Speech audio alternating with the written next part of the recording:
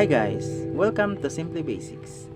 Ngayong araw, ituturo ko sa inyo kung paano tugtugin yung kantang Perfect by Ed Sheeran. Pero bago ang lahat, kung hindi ka pa nakapag-subscribe sa aking YouTube channel, please subscribe. Pakihit din ng bell icon para lagi kang updated sa aking mga i-upload na videos. Thank you! Perfect by Ed Sheeran. Bali, bagay na bagay ito guys para sa mga beginners, sa mga nagsisimula pa lang matutong tumugtog ng gitara. Isa ito sa mga pwede kong i-recommend sa inyo na pwede nyong pag-aralan tugtugin. Bali, mag-start na tayo guys sa verse. Kasi wala naman siyang intro. Ganito yung verse niya guys. Ay, by the way, yung strumming pattern na gagamitin natin sa kantang ito ay puro lang siya down, down, down, down. Ganito siya. Down,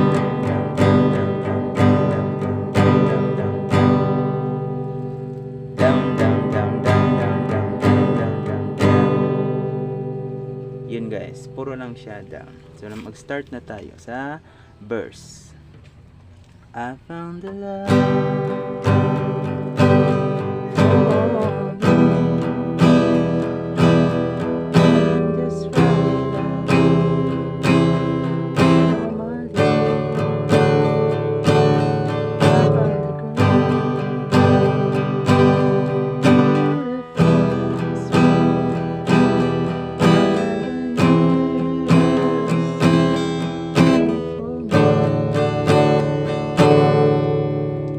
Yung mga chords na ginamit sa verse ay G,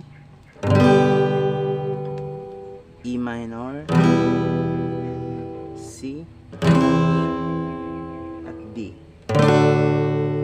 Bali, dalawang round siya guys para sa verse. And then, pagdating sa bridge, yun, doon na yun tayo sa part na we will just kiss when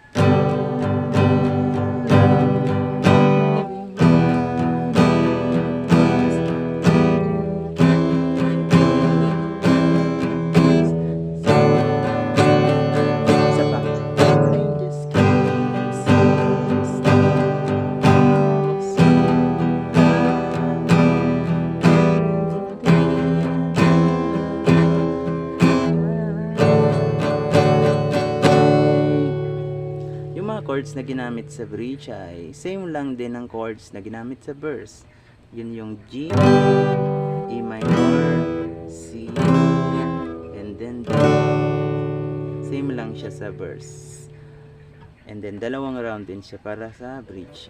Pagdating naman sa chorus, magsi-start na kayo sa E minor. Baby,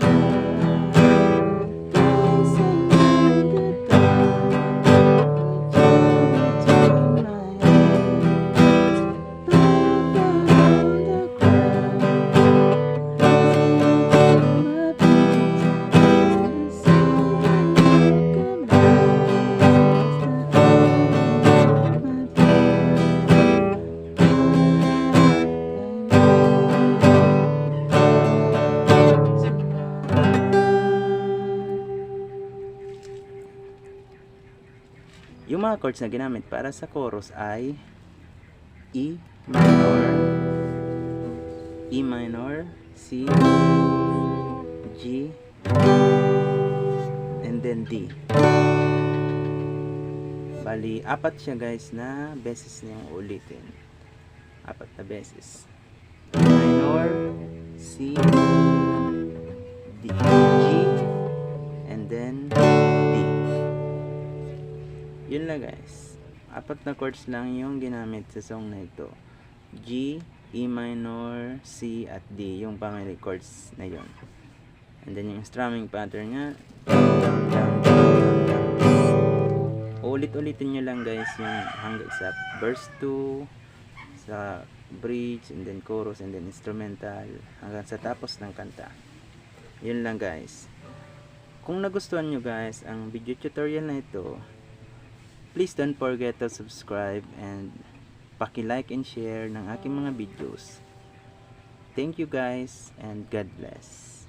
Bye.